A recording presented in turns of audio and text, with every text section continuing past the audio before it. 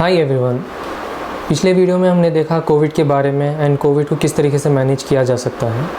आज हम बात करेंगे कोविड के ड्रग्स के बारे में। तो आज तो हम जिस दो ड्रग्स के बारे में बात करने वाले हैं वो फेविपिराविर एंड रेमडेसिविर है। बुरी बात यह है कि पैंडमिक तो है जहाँ कई लोग की जानें जा रही है, बहुत बुरे सिचुएशन में है, पूरा हेल्थ केयर सिस्टम कोलैप्स हो गया। बट साथ ही साथ में ये भी देखने को मिल रहा है कि इसी कमज़ोरी का फ़ायदा उठाते हुए, इसी लोगों की जो मजबूरियां हैं इसका फ़ायदा उठाते हुए कई लोग इस सिचुएशन को बहुत ही बुरे तरीके से इसका फ़ायदा उठा रहे हैं। यहाँ देखा जा रहा है ना, जैसे हम जानते हैं कि ऑक्सीजन की कितनी बड़ी शॉर्टेज हो रहा है and even in this situation कई लोग सिलेंडर्स के ऊपर 10 टाइम्स उनका प्राइस बढ़ाकर बेच रहे हैं। दवाओं के प्राइसेस हाइक हो रहे हैं। एम्बुलेंसेस जो एक बेसिक नेसेसिटी है पेशेंट को ट्रांसपोर्ट करने के लिए, एम्बुलेंसेस के प्राइसेस हाइक हो गए हैं। तो आते हैं हम फेविपिराविर और रेमडेसिविर पर। हम न्यूज़ में तो ये देख रहे हैं कि किस तरीके से लोग लाइन लगाए हुए हैं इस मेडिकेशंस को ख़रीदने के लिए, और हम ये देखेंगे आज कि क्या सही में इस दवाई का इतना असरदार है कोविड पेशेंट्स की जान बचाने में। तो पहले आते हैं फेविपिराविर के बारे में। फेविपिराविर एक एंटी वायरल ड्रग है जो वायरल लोड को कम करता है। उसका मेन एक्शन वायरल लोड कम करना है। अगर हम उसके ट्रायल को ही देखें फर्स्ट, तो उसका खुद का जो ट्रायल जो इंडिया में हुआ था वो ख़ुद एक कमज़ोर ट्रायल था। क्यों उसे मैं कमज़ोर बताता हूँ, बट उसको पहले आपको समझाने के लिए थोड़ा बैकग्राउंड जानना ज़रूरी है। पहले तो मैं ये बताऊँगा आपको कि फेविपिराविर और रेमडेसिविर ये दो ड्रग्स एमरजेंसी यूज़ ऑथराइजेशन के बेसिस पे अप्रूव हुए थे। अब एमरजेंसी यूज़ ऑथराइजेशन क्या है? ये एक ऐसा प्रोविज़न है जहाँ पर सिर्फ एमरजेंसी कंडीशंस में ड्रग्स को फास्ट ट्रैक अप्रूवल दिया जाता है, क्योंकि नॉर्मली एक ड्रग को रिसर्च से मार्केट में आने का जो वक्त लगता है वो बहुत ज़्यादा होता है। कई बार सालों लग जाती है एक दवा को मार्केट में आने के लिए और इस्तेमाल करने के लिए, क्योंकि उसमें हर लंबी स्टडी हुआ होती है, डिटेल स्टडी हुआ होती है एंड उसकी हर सेफ्टी, हर उसके साइड इफ़ेक्ट्स को स्टडी किया जाता है। जब वो इस सब स्टडीज़ पे वो अगर सक्सेसफुल होती है, जब ही उसको एक लाइसेंस मिलता है कि उसको यूज़ किया जा सकता है। बट एमरजेंसी यूज़ ऑथराइजेशन पे फास्ट ट्रैक लाइसेंस दिया जाता है, फास्ट ट्रैक अप्रूवल दिया जाता है लिमिटेड इन्फॉर्मेशन पे। यहाँ पे आप ये समझना है कि ड्रग्स को ज़्यादा स्टडी नहीं किया गया है, इसके साइड इफ़ेक्ट्स पूरे स्टडी नहीं किए गए हैं, और इसका कितना इफ़ेक्ट रहेगा, कहाँ तक इसका इफ़ेक्ट रहेगा, इसके बारे में भी इंफॉर्मेशन कम ही रहता है।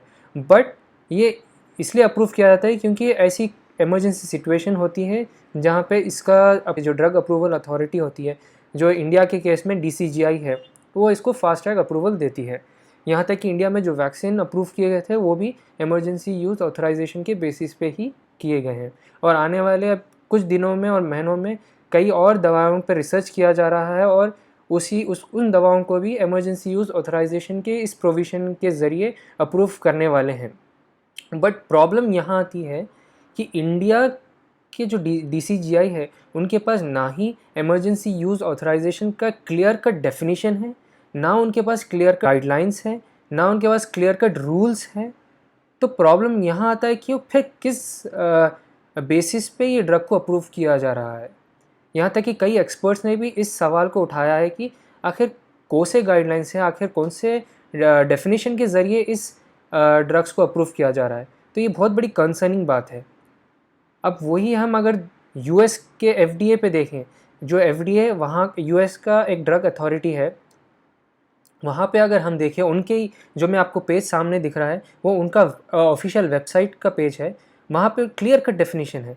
तो आप देखेंगे जो मैंने हाईलाइट किया है कि FDA इमरजेंसी यूज़ ऑथराइजेशन सिर्फ उन्हीं मेडिकल प्रोडक्ट्स में दवाइयाँ भी आती हैं, मेडिकल इक्विपमेंट्स भी आएंगे, डायग्नोस्टिक किट्स और हर चीज़ PPEs हो या जो हॉस्पिटल में यूटिलाइज़ किया जाने वाला इक्विपमेंट्स हो, हर चीज़ पे वो अप्रूवल देता है सिर्फ इमरजेंसी सिचुएशन में, to use in an emergency situation, उसको डायग्नोस करने में, मतलब डिसीज़ पहचानने में, उसका इलाज करने में और उसे प्रिवेंट करने में। और यहाँ पे आप गौर करिए, टू प्रिवेंट सीरियस और लाइफ थ्रेटनिंग डिसीज़। तो इस चीज़ पे आप अभी इसे बिल्कुल दिमाग में रखिए, सीरियस और लाइफ थ्रेटनिंग डिसीज़, और सर्टन क्राइटेरियाज़ को मीट करना चाहिए, जैसे कि अगर वो सिचुएशन में कोई ऐसी दवा ना हो जो वो सिचुएशन को हैंडल उसमें यूटिलाइज़ किया जा सकता है, या कोई अल्टरनेटिव ना हो, तो इसी सिचुएशन में इमरजेंसी यूज़ ऑथराइजेशन का वो परमिशन देता है, और इसी प्रोविज़न के ज़रिए ड्रग्स को अप्रूव किया जाता है। तो फेविपिराविर का ये है इनका रजिस्ट्रेशन। तो हर ड्रग जब अप्रूवल के लिए अप्लाई किया जाता है तो उन्हें ड्रग ट्रायल रजिस्ट्रेशन करना पड़ता है, जो clinical trials registry of India में होता है। अब इसमें आप गौर करिए, जो मैंने हाईलाइट किया है, जो फेज़ 3 ट्रायल था फेविपिराविर का, जो ग्लेनमार्क ने किया, वो एक randomized open label multi center study था, और उनका स्टडी जो था वो माइल्ड टू मॉडरेट की पेशेंट में ही था, और जो उन्होंने स्टडी किया वो favipiravir with standard supportive care, मतलब फेविपिराविर को मतलब जो पेशेंट्स उन्होंने स्टडी किया उनको फेविपिराविर दे रहे थे, और जो रेगुलर जो स्टैंडर्ड सपोर्टिव केयर था वो भी दे रहे थे, और उस चीज़ को उन्होंने कंपेयर किया सिर्फ उन पेशेंट से जिसको सिर्फ स्टैंडर्ड सपोर्टिव केयर दिया जा रहा था। अब ये हो गया इनका रजिस्ट्रेशन। अब यहाँ पर सबसे बड़ी कमज़ोरी इस ट्रायल की है, वो है ओपन लेबल। ओपन लेबल का मतलब ये होता है कि पेशेंट और जो डॉक्टर जो इनको दवाई दे रहा था, उनको दोनों को मालूम था कि वो कौन सी दवाई इनको दिया जा रहा है। ये सबसे कमज़ोर चीज़ होती है स्टडी की। एक फेज़ 3 ट्रायल की जो लेवल अगर हम बात करते हैं तो उसमें कम से कम बेसिक क्राइटेरिया को उसको एक स्ट्रॉन्ग स्टडी बनाने का होता है कि एक वो तो रैंडमाइज तो होना चाहिए, बट वो एक डबल ब्लाइंडेड या ट्रिपल ब्लाइंडेड स्टडी होना चाहिए था। जब हम बात करते हैं डबल ब्लाइंडेड का मतलब ये होता है कि जो डॉक्टर जो दवाई दे रहा है और जो पेशेंट जो दवाई खा रहा है, दोनों को पता नहीं होता कि क्या टैबलेट दिया जा रहा है उनको। तो उससे क्या होता है कि रिजल्ट्स एक्यूरेट रहता है। जब ओपन लेवल स्टडी करेंगे तो उसमें रिजल्ट्स को अब कई बायास आएंगे, वहाँ पे कहीं प्रॉब्लम्स आती हैं जब रिजल्ट्स को एनालिसिस करते हैं। अब हमने तो समझ लिया ओपन लेवल और डबल ब्लाइंडेड के बीच का फ़र्क। अब हमें नेक्स्ट चीज़ हमें ये देखना है कि इस स्टडी का मेन इंटेंशन क्या था। तो इंटेंशन था to evaluate the efficacy and safety of favipiravir. Efficacy का मतलब ये होता है कि कितना इफेक्टिव है ये ड्रग। सेफ्टी का मतलब ये होता है कि इसके साइड इफ़ेक्ट्स कितने हैं। मेरा ये ओपिनियन है कि जब ये ड्रग को इमरजेंसी यूज़ ऑथराइजेशन बेसिस के ऊपर के थ्रू इसको अप्रूवल मिलना था, तो इसकी स्टडी ये होनी चाहिए थी, इसका इंटेंशन ये होना चाहिए था कि क्या ये ड्रग अगर कोविड पेशेंट में दिया जाता है तो ये क्या इन कोविड पेशेंट्स को सिवियरिटी से, क्या ये डेथ से प्रिवेंट कर सकता है। बट उन्होंने ये स्टडी नहीं किया, और आइडियली ये स्टडी करना चाहिए था उन्हें। जो पेशेंट्स उन्होंने स्टडी में इंक्लूड किया वो 150 थे। तो 150 जो पेशेंट्स थे वो they belong to the age group of 18 to 75, मतलब 18 से 75 के एज ग्रुप उन्होंने इंक्लूड किया। बट उन्होंने स्टडी में ये मेंशन नहीं किया, जो फाइनल स्टडी जो उन्होंने निकाली थी उसमें ये नहीं मेंशन किया कि कितने लोग जवान थे कितने लोग बूढ़े थे। अगर इन्होंने ज़्यादा जवान लोगों को इंक्लूड किया स्टडी में, ऑब्वियसली वो स्टडी पॉजिटिव दिखाएगी, क्योंकि जवान लोग हमें ये तो ऑलरेडी मालूम है कि यंग लोग का रिकवरी रेट बेहतर है बूढ़ों से, और उनका सीवियरिटी में जाने का रिस्क भी कम है बूढ़ों के मुकाबले। तो ये एक बहुत बड़ा कमज़ोरी है। तो उनका प्राइमरी आउटकम ये था कि टाइम कितना लगता है वायरल लोड को कम होने में।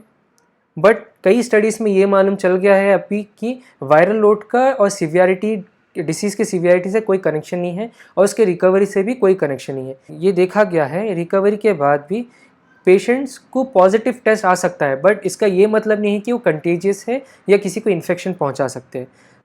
अब आपने अगर जब देखा FDA के जो गाइडलाइन है उसमें क्लियर कट लिखे हुआ था कि इमरजेंसी यूज़ ऑथराइजेशन सिर्फ उन ड्रग्स और उस मेडिकल प्रोडक्ट्स को दिया जाता है जो इमरजेंसी सिचुएशन और जो इलाज और प्रिवेंट करता है सीरियस और लाइफ थ्रेटनिंग डिसीज़ेस को।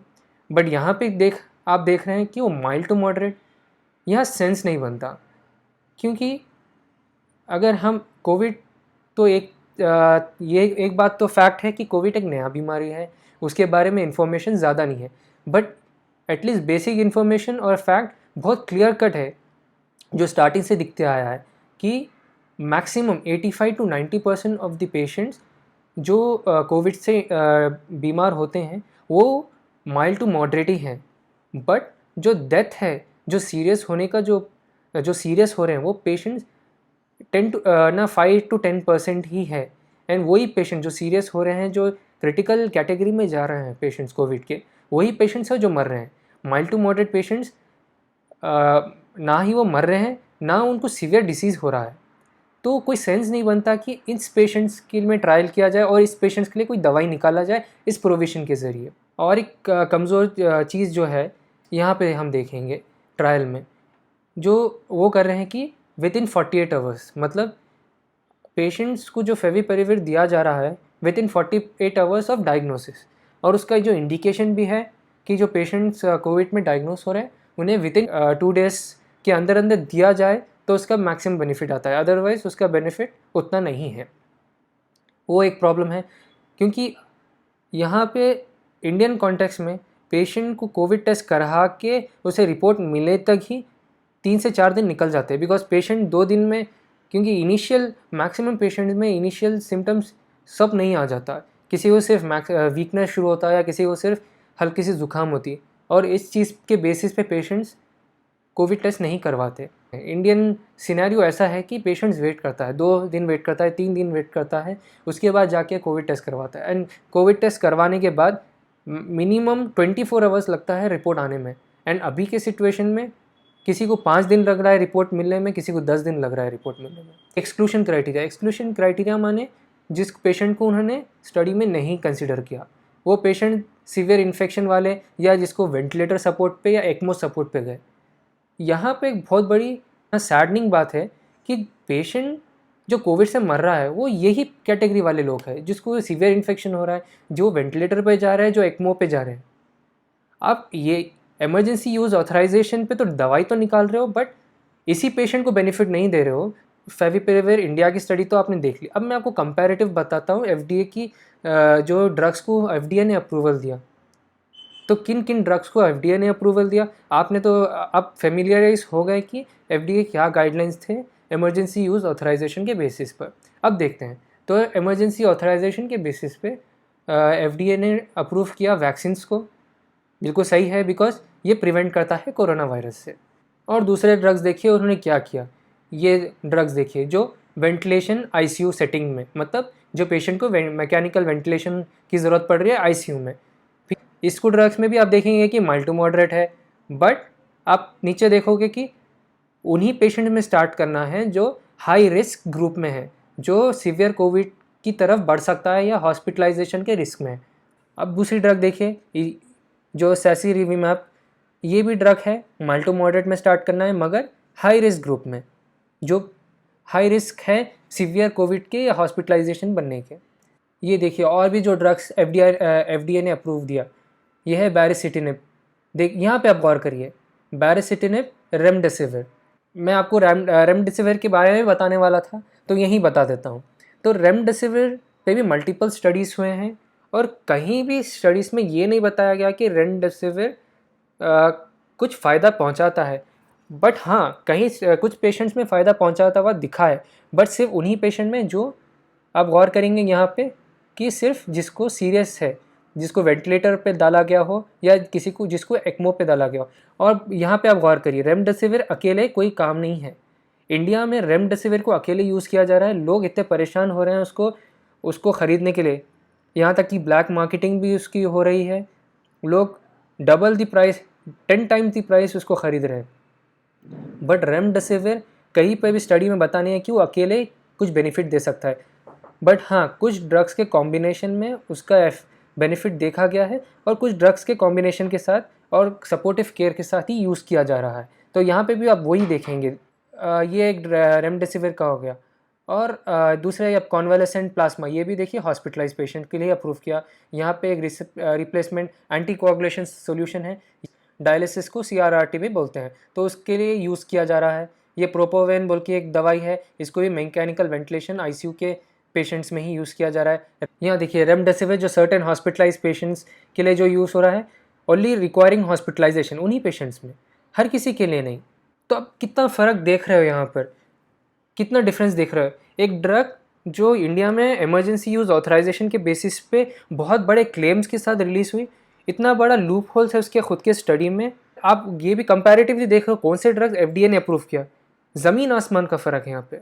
एट दी एंड यही मैं बोलूँगा कि आप लोगों को कि फेविपिराविर और रेमडेसिविर दोनों ड्रग्स दुनिया भर में ट्रायल हो रहे हैं, बट कहीं पे भी इसका ऐसा बेनिफिट या सिग्निफिकेंट बेनिफिट नहीं दिखाया है जिसके लिए हम भागे भागे फिरे इसके पीछे। और आज अगर इंडिया में किसी की डेथ हो रही है कोविड की वजह से, वो सिर्फ और सिर्फ लैक ऑफ सपोर्टिव केयर, क्योंकि अभी भी मेन स्टे कोविड का ट्रीटमेंट जो है it is all supportive care. अगर पेशेंट को अच्छा सपोर्टिव केयर देंगे तो पेशेंट का सर्वाइवल का चांसेस बढ़ सकता है। जब से कोविड शुरू हुआ है हमने देखा है कि ट्रायल्स हो रहे हैं और आगे भी होते रहेंगे। कल भी पिछले साल भी कई मेडिकेशंस के नाम सामने आए थे, अभी भी आ रहे हैं और आगे भी आते रहेंगे, बट इसका मतलब नहीं कि हर जो दवा सामने आ रही है वो कोविड में बेनिफिट दिखाता है। वो सिर्फ ट्रायल्स हो रहे हैं, दुनिया भर में ट्रायल्स हो रहे हैं और दुनिया भर में और इंडिया में बहुत फ़र्क दिखता है। दुनिया भर में देखा है कि जहाँ ट्रायल्स हो रहे हैं उन्हीं में दवाई दिया जा रहा था, बट इंडिया में सिर्फ नाम सामने आते ही ये दवाई आम प्रिस्क्राइब होना शुरू हो गई, जो गलत है। हमेशा बेहतर है कि आप कोई भी चीज़ को एक वर्ड ऑफ माउथ को ट्रस्ट मत करिए, ख़ुद अपना रिसर्च करिए खुद, क्योंकि आज इंटरनेट इतना वाइड स्प्रेड यूज़ होता है जो पहले नहीं हुआ करता था, तो आप खुद इन्फॉर्मेशन हासिल कर सकते हो। There are good news independent news channels जहाँ पे हर ड्रग हर कोविड के सिचुएशन के बारे में डिटेल जर्नलिज्म कर रहा है। बट प्रॉब्लम ये है कि हम वो चीज़ देखना नहीं चाहते, हम उसके बारे में मालूम करना नहीं चाहते, हम सिर्फ वर्ड ऑफ माउथ पे बिलीव करते हैं, उसके पीछे भागना शुरू करते हैं, and that is our problem. और उसी की वजह से लोग हमारा फ़ायदा उठा रहे हैं। उम्मीद है आज की वीडियो एक आई ओपनर रहेगी आप लोगों के लिए। कोशिश करिए, अवेयर रहिए और हमेशा डिसीजन सोच समझ के लीजिए, पैनिक होकर मत लीजिए। जब भी पैनिक होंगे आप कमज़ोर पड़ेंगे और उस कमज़ोरी का फ़ायदा कोई तीसरा पर्सन उठाएगा। तो हमेशा सोच समझ के फैसला करिए और याद रखिए, अभी भी याद रखिए, कोविड का ट्रीटमेंट अभी भी सिर्फ सपोर्टिव केयर ही है, मेन स्टे ट्रीटमेंट वही है। जो भी दूसरी चीज़ें हैं वो सिर्फ कॉम्प्लीमेंट कर सकता है, बट वो रिप्लेस नहीं कर सकता सपोर्टिव केयर को। Thank you.